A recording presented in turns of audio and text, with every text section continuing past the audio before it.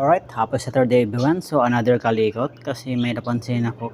Kinalikot ko nung nakarang araw to. Pero mayroon akong narinig na hindi ka nais sa panggilid. So check natin ulit at tayo ay mag-replace ng belt. Kasi yung belt natin may tama na.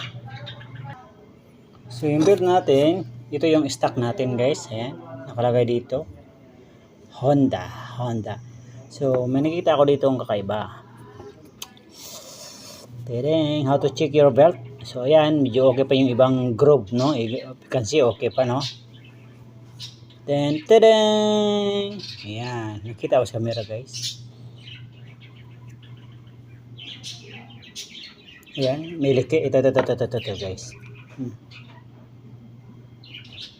Oh, ito.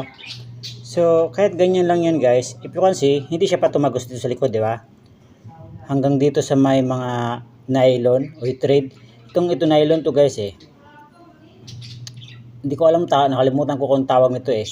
Basta mga nylon yan. So, hindi pa naman siya tumagos dito sa kabilang side, pero konti na lang yan eh. So, para prevent natin nga hindi tayo maputulan sa daan, yan, palitan na natin to. Pero actually, kakabalik, tinanggal ko na to, tapos ni-replace ko itong isa.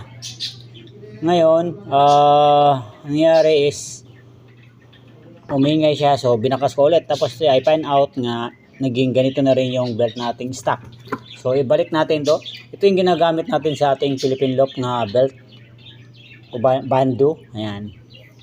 Ito yung ginamit natin. So far, okay pa naman siya.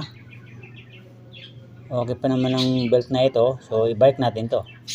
Alright? Let's go!